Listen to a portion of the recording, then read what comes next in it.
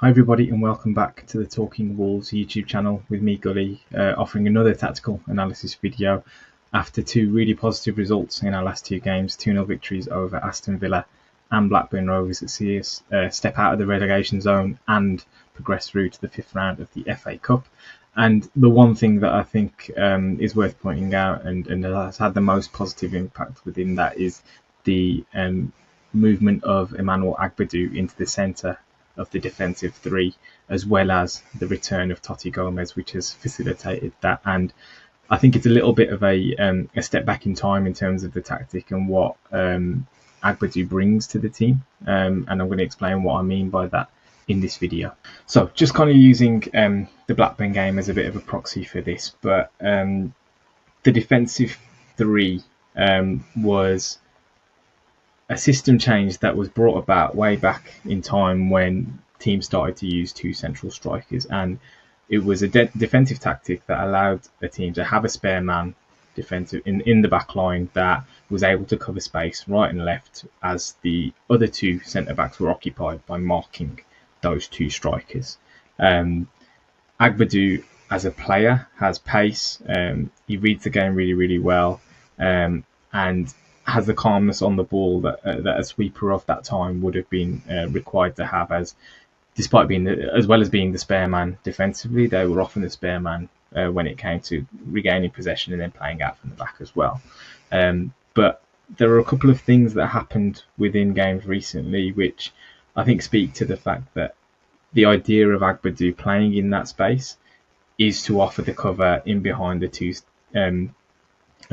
wider centre backs, who nowadays, if we look at how teams tend to line up, there often is a third attacker in the front line, and these two number 10s, and we do it as well, often drop in deep, and the wide centre halves are asked to go and press really high, and that means Agbadou often can be occupied by a central striker, and we saw that against Aston Villa with Ollie Watkins, but also all of this space in the wide positions needs to be covered as well. And I'm going to talk through a couple of examples live in matches where that has happened, where he's obviously shown his capability and his virtues as a player in that situation. So here I've got the team's average positions against Blackburn, where Wolves are set up in that kind of 3-4-3 shape that Vitor Pereira has favoured. And what you can see specifically in this game, and it's more pronounced here, I think, because we had a lot of the ball and we were generally in control of things. Agbadou, and it's always important to caveat that the average positions are based around in possession work. So this is an average of all the touches that each of these players would have had on the ball while they were on the pitch.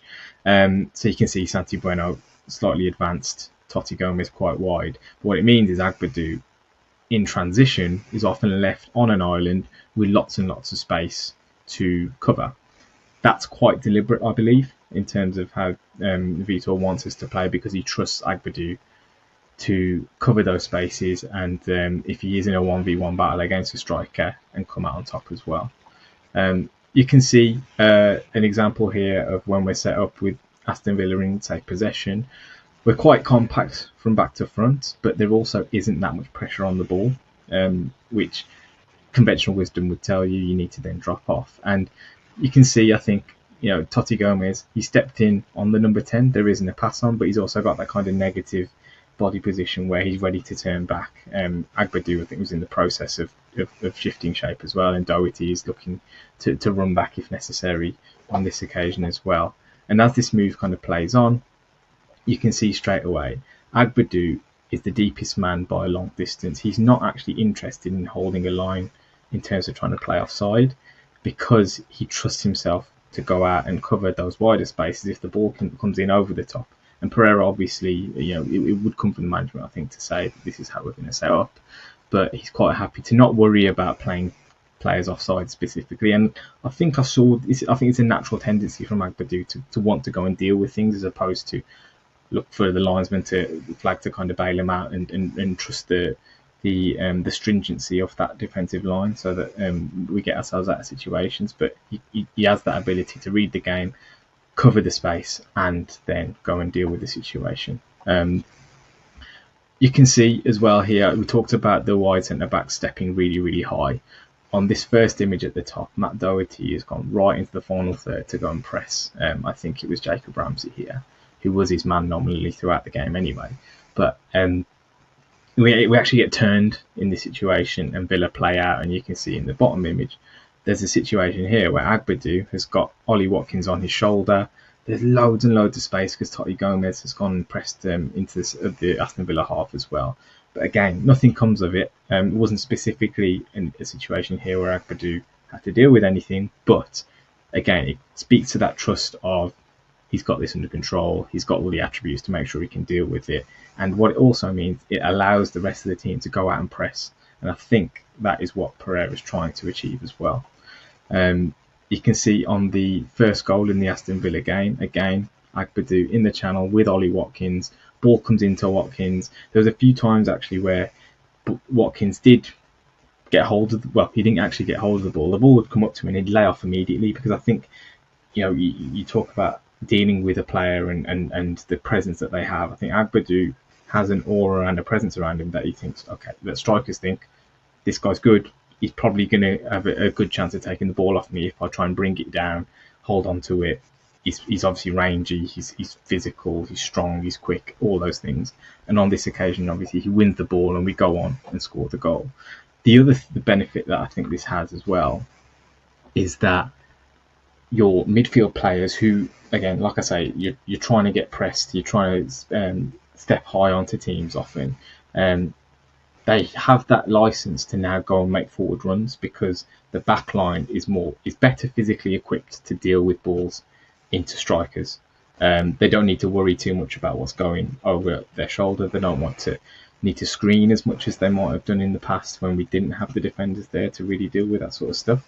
And you saw straight away with Bellegarde making a run beyond the last line, having regained possession and scoring the goal against Aston Villa. I think that was a really good example of something that I think we're going to see a little bit more of as well. Again, Santi Bueno pressing high because he's got that security of Agbadou behind him. And the second image here, I think, is the one that I wanted to highlight. So Mado is obviously looking after the wide man. Bueno goes and presses Todd Cantwell here, wins the ball back. Again, wide open space. That means there's going to be a wide channel. If Blackburn do retain possession for Agbadou to cover, we obviously win the ball higher up the pitch. We've got numbers up there again as well, and you can see top left corner, João Gomez eventually is the beneficiary, and he scores a goal. One thing we didn't really do under Gary O'Neill for most of his tenure as manager was get a lot of goals from midfield. And just the simple fact that we've got two in the last two games versus earlier in the season when we had one from Lemina against Newcastle, one from João Gomez against Fulham, and Bellegarde scored against Nottingham Forest, but ostensibly from a right wing position as opposed to as a midfielder. That larger portion of the season, we only had 2 goals from midfield, in effect. Those goals from Gomez against Fulham and Lemina against Newcastle. We're already starting to see a little bit more productivity from that area of the pitch off the back of this slight tactical tweak. And I think, again, you can see straight away here that Agbadou, his ability to cover space. First picture here, Daniel Marlon, a ball into the penalty area. This doesn't look like a very particularly favourable position for any team to be in terms of defensively. We look quite open. There's an obvious pass on. They're in the penalty area. But again, Agbadou just manhandling Daniel Marlon there. Second one, ball into a channel. He shows his recovery pace to get in behind Ryan Aït-Nouri and goes in and smashes Tino Livramento on this occasion. He's really, really good at making sure that if we do get caught in situations, he's able to sweep it all up. And I genuinely think he is the best centre-half we've had at the club since Willy Boly. The first season we came back into the Premier League, I thought Boly was immense then, but Boly was also not asked to cover the same kind of spaces, even though we played a back three, the same kind of spaces that Agbadou would were much more tight and much more narrow, much more static and rigid. With the Nuno 3-4-3, Vitor Pereira wants the wing backs to go press really high, and he wants those wider centre backs to be able to just handle whatever comes their way in those channels. And Agbadou is really, really important to giving them that extra little bit of security to be aggressive, and then obviously mop up behind them as well. Final thing I wanted to speak about today was something that I did in summer in terms of a squad planning kind of map, basically, which at the end of the transfer window, we obviously laid out how the squad was set up to tackle the season. Obviously, January has come. There's been quite a bit of business. 3 new players coming in. There's a bit of jiggery pokery that they have to do around homegrown players and non-homegrown players and registering people for the squad and things like that. And ultimately, it leaves us in this situation here where I've laid all the options out within their positions on in the formation that we tend to play. I've also, you'll see duplication of names because certain players can play various positions as well. But you can see straight away that there's good coverage in every single part of the pitch. There's probably over coverage in some. And I think the likes of Pedro Lima, Boubacar Traore, Tommy Doyle even, Craig Dawson we know is potentially going to be released from his contract as well. A lot of these players aren't going to see too many minutes, I think, between now and the end of the season. And that speaks to the fact that we have bought a lot in and given Vitor Pereira lots and lots of options. What I would say is giving Carlos Forbes isn't really an option in a forward play area. He's not really had any minutes for a long time now. We are a little bit thin on the ground up front. Strand Larsen being injured, Wang having a slight hamstring issue in the Blackburn game as well. I think the arrival of Menetzi as a midfielder means we might see a little bit more of a transition to a 3 in midfield and have, as we saw against Blackburn when he came on, that one midfielder that's just got license to go, make late runs, pretty much pick up whatever position they want to, where they can potentially go and get a goal. And that might be a way of combating the fact that we haven't got that penalty box presence that someone like Strand Larsen would give us. And I think, it was quite a promising cameo from Menetzi, trying to get on the end of things. Could have scored a couple of goals and was unlucky not to in that Blackburn game.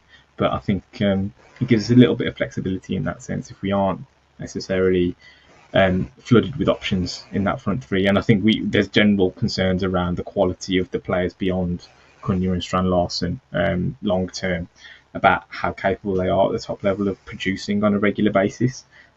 So I think Pereira has given himself another option to say, well, okay, let's see if midfield can answer that question instead. But I think we've got some really, really promising players coming in. Nasser Giga and Agbadou obviously bring a hell of a lot more competence and physicality to the back line that we haven't had for a long time.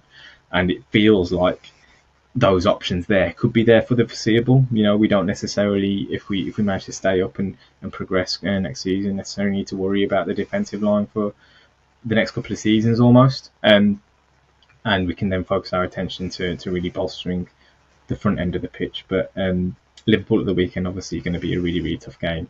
And we'll see how we go about attacking that game. But I believe we'll see a more proactive approach than we've done in the past against a team like Liverpool. So look forward to seeing that one, and we'll see what kind of talking points come about as a result.